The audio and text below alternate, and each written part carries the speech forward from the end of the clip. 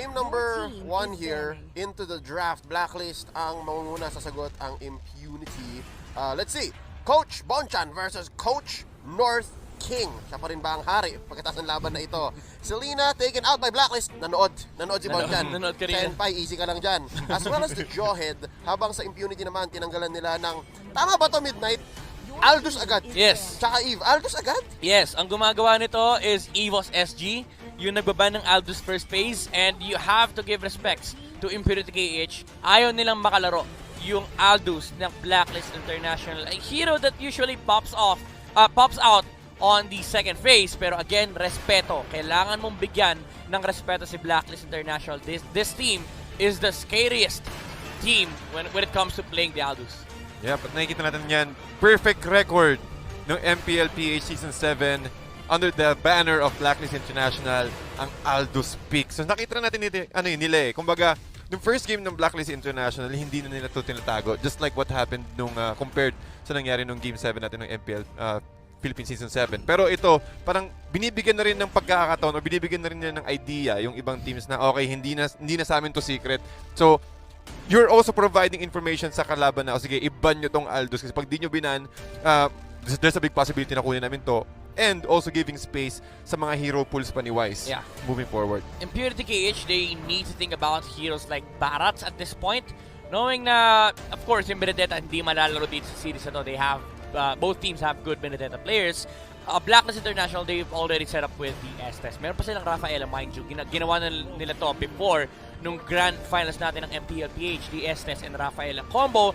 Impunity KH opts to go with the YSS and Lunox. Lunox, I perfectly understand. It can be good against the upcoming Barats pick of Blacklist International. YSS, I feel like they're not respecting the hero pool of Wise. Kasi alam nila na, okay guys, Granger lang yan. Kumbaga, eto na naman tayo sa mindset na Granger lang lalaroin ng Blacklist. But time and time again, they've proven that they can play the Ling, the Harley, diba? They can actually play a lot. And ayan na yung Rafaela Harith. Wow. Harith, actually may talo na si Harith one game. Pero sa PH, perfect record. Yep. Oheb ni Harith. Yes, Oheb ni Harith. Yung Oheb ni Harith, ladies and gentlemen. So tapos na ang first half ng Blacklist. Anong sagot ng Impunity KH? Very interesting. Gusto ko lang balikan talaga yung YSS. Parang sabi nila, White Knight, sige, ikaw na bahala. Ayusin muna natin. Let's get a stable pick here and understand na vision is key. Kasi tinanggalan nila tayo ng Selena. So ito na lang muna.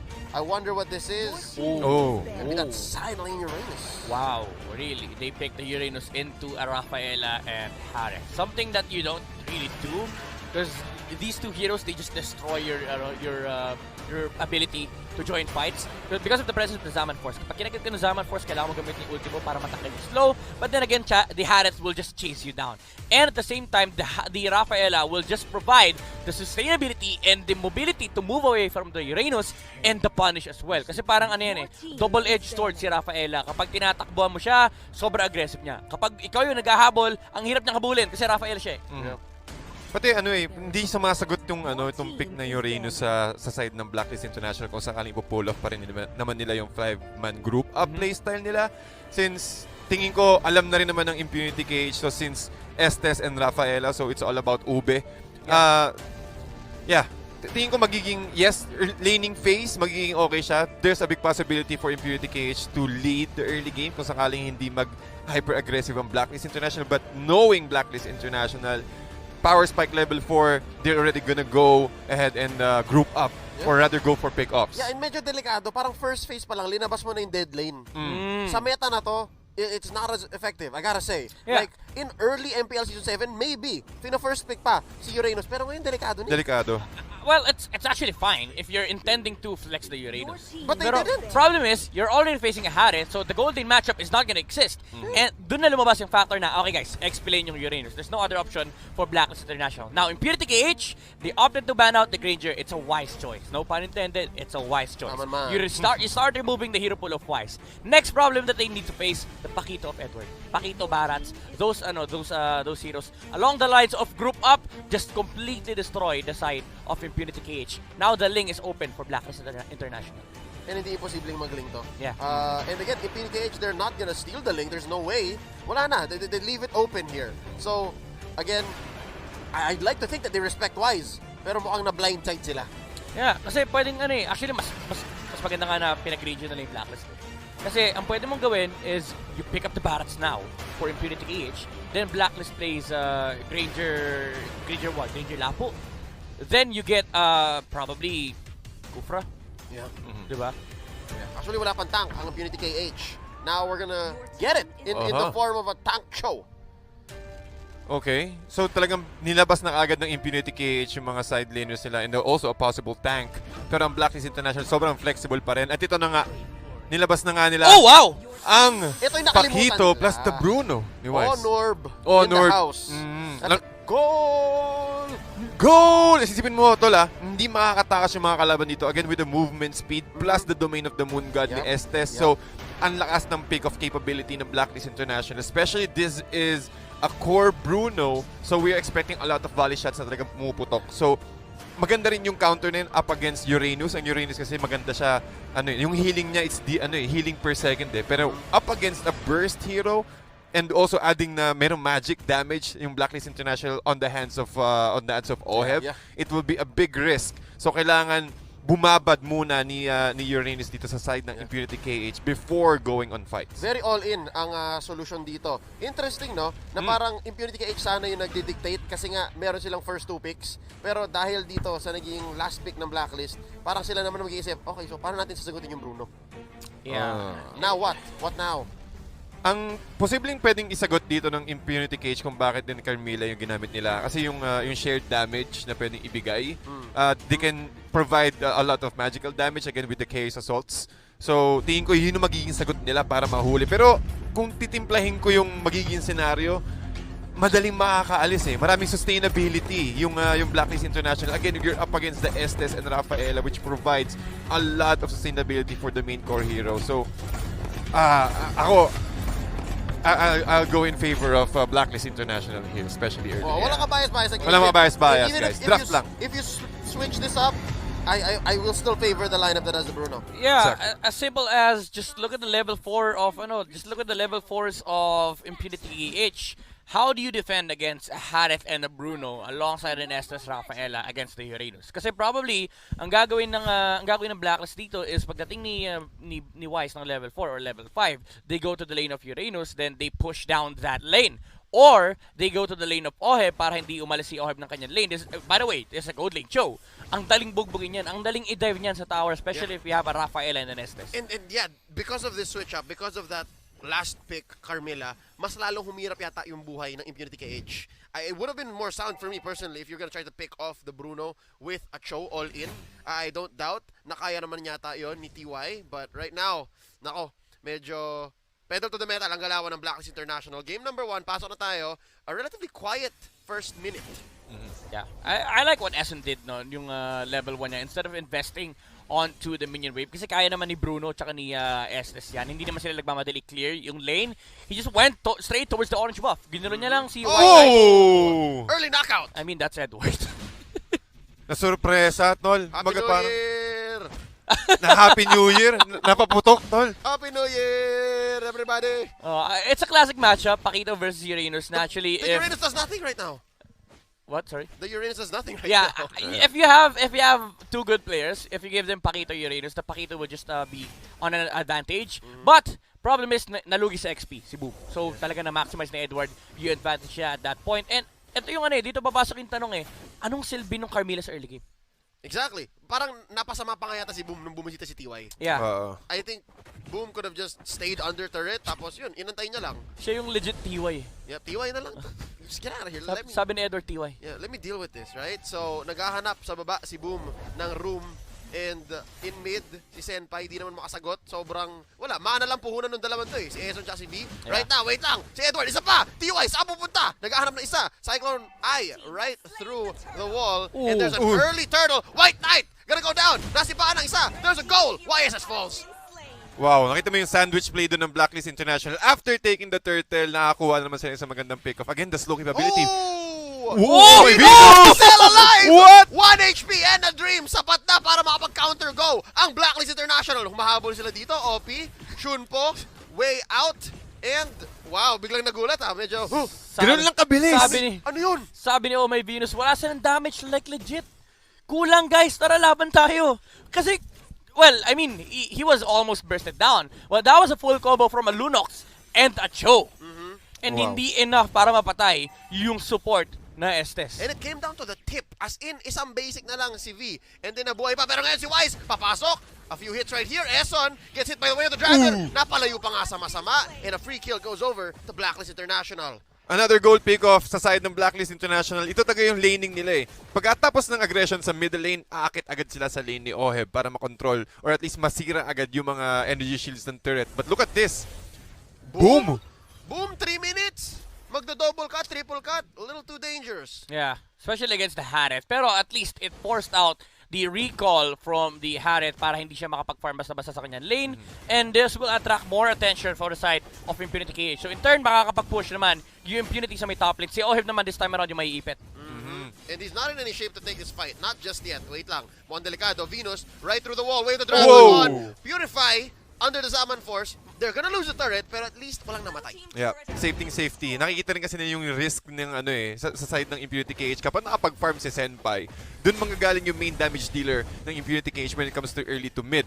So ang ginagawa ng BLACKLIST International ngayon is they're just really applying pressure through all the lanes ng Impunity KH para ma-take down nila agad. Magkaroon agad sila ng ma-occupy agad nila yung territory rather ng Impunity KH para mas slow down yung power spike ni White Knight. Ino-off nila yung timing ni Impunity Yappy. KH.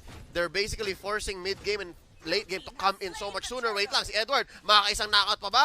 Hindi na. Pero tinan mo, si Venus nag-drop ng domain dito para mahirapan si White Knight. Still gonna get his purple, but only just so much. Up pa rin ng mga 1.5, 2k gold ang BLACKLIST. And bottom lane, wait lang, 2v1 dito sa mid. Oheb through the wall.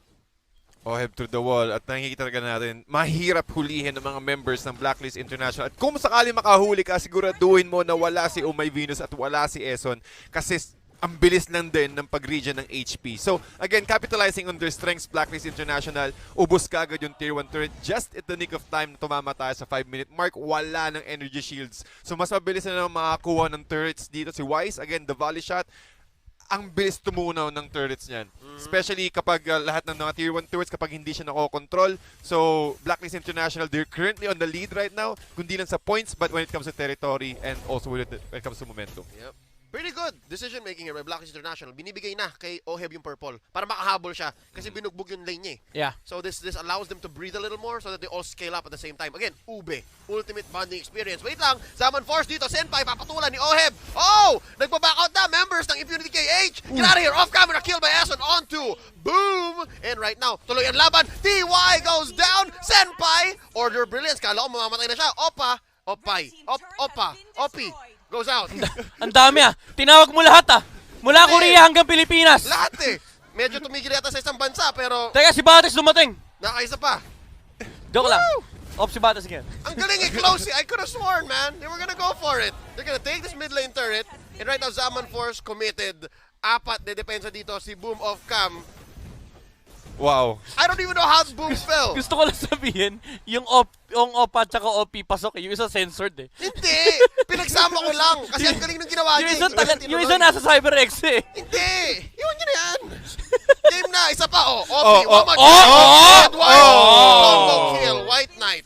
Ganda nung attempt ay, sinubukan pa niyang pahabulin yung shields para ma-survive niya yung turret hit from the, the turret, syempre turret hit nga. Pero yun nga, Impunity KH, actually nagiging maganda yung sagot ni Impunity KH. Instead of actually reacting to BLACKLIST International, ang ginagawa nila is they put 3 heroes on a lane para mapigilan yung push ni BLACKLIST International and they place the YSS alongside the Cho. Kasi ito yung hero na pwede nilang gamitin to attract attention away from BLACKLIST International. Yung Cho kasi hindi pa nila kaya yan at this point. Oh. TY, saan pupunta? Wise comes in with the dash. Senpai ang susunod. Senpai, Yamete, pero may comeback. White Knight takes down Wise, a shutdown. And just like that, masaya na ang Impunity KH. I think tama itong ginagawa nila. Parang kung may mag-overextend, kunin nyo. Pero si OP, papabagsakin ni Oheb. And I think may bagong threat si Oheb na yata. Yeah. Ang dapat bantayan ng Impunity. Yep, nakikita natin yan before, since ng MPLPH, kapag nasa shutdown, kapag medyo bumabagal yung transition ni Wise, laging si Oheb yung nag-step up. Nakikita natin siya mga plays. So, tingin ko, napakaganda rin talaga ng double support strategy ng BLACKLIST International because you have the option to give each core heroes a support na pwedeng umalalay kapag merong tutumbang isa. So nakikita natin dito sa movement ng Blacklist International, talagang na-occupy na nila. Sila mismo yung gumagawa ng mga plays at nagre-react yung Impunity KH. Which is kayo dapat yung gumagawa ng plays if you're up against Blacklist And I think International. they're gonna make this work. Right here, meron silang attempt. Lambot. Lima to, Oh, wow! papasok. Nice catch by Obi onto Wise. Taking him down. Oh, may Venus na raw susunod. Oh no, it's a disaster!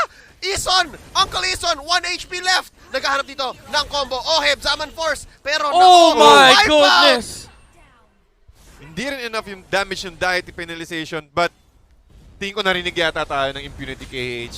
Sila ang gumagawa ng play ngayon, and they're able to choke out or they're able to corner Blacklist International on that small space na talagang lahat ng Ionic Edge dito ni Boom sapul na sapul sa lahat ng Lahat sila members. may marks. Lahat Yeah. sila may marks, and Blacklist International had a very difficult time disengaging kasi nahuli agad yung mga supports ng Blacklist. Yeah, and dito na nagme-make sense yung Carmilla pick to. Kasi again, ang hiling magdikit-dikit ni Blacklist International. So that's the idea of Impunity KH. Pwede nating labanan ng 5v5 kasi yung spill damage, mahahati yan along the players of Blacklist International. Pero that fight was actually, it became good because OP was able to find a TikTok play onto Wise. TikTok play.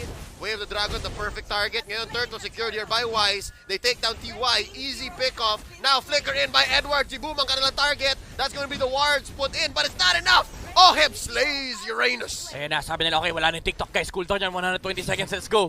Pero, si OP, Si OP talaga may ito talaga si pangarap. May hardest pangarap. working man in Cambodia. Ang daming hardest working man. Lahat na lang ng bansa may ganitong player. walang sinasanto. Hero, turret, lahat. Sino to, Senpai? Senpai. Ay, Pero makita mo yan, bilis talagang bumasag ng Blacklist International. Bawat pick-off, merong agad sagot na turret, na another objective. Kaya napapwersa yung Impunity KH na na lumabas sa base nila eh. Kaya ang ginagawang trabaho na nandito ni Obi, tamang trabaho lang, tamang panggulo lang. Sakit! Tamang trabaho, yun yung trabaho niya. Now, Boom, down to what? A third of his health, ang bilis. So medyo bumubuo na, gumaganda na. I think the next time we see Wise's items, doon natin makikita kung ano talagang progress niya. Yeah, and ang problem na kasi ni Boom dito, instead of going for the Brute Force Breastplate, he went for the Enchanted Talisman. And I think Dominance Ice, yung next item niya rito, it's gonna help the Carmilla para pag nagdikit-dikit yung Blacklist International. Ang trabaho ni Boom ay pumunta sa gitna, tapos mag-boom. Medyo masama yung joke na naisip ko.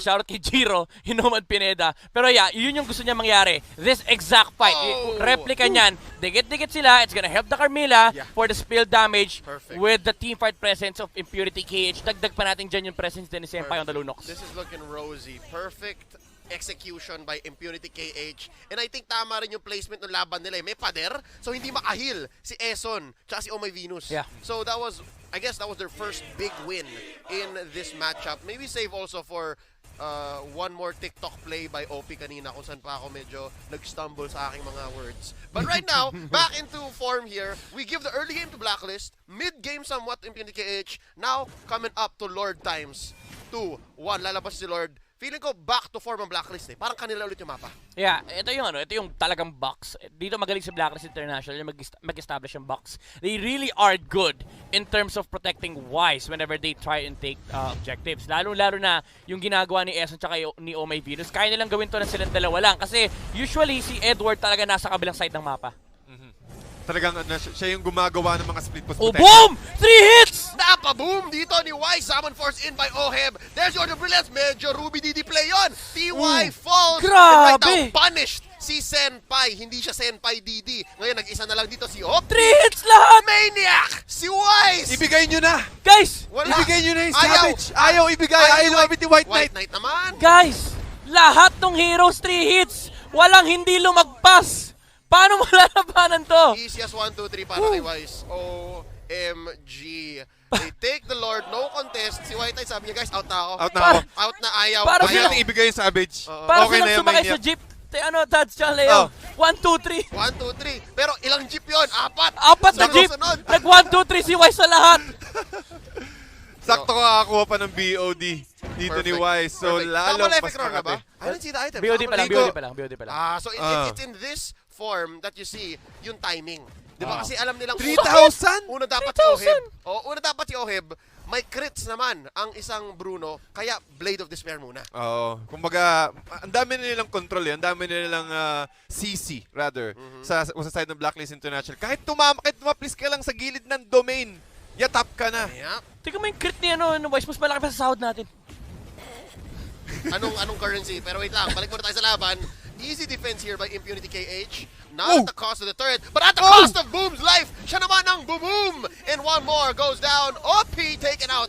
Oheb gets the kill. Zaman Force committed. That's gonna be Oh my Senpai! goodness! Senpai goes as well as the base.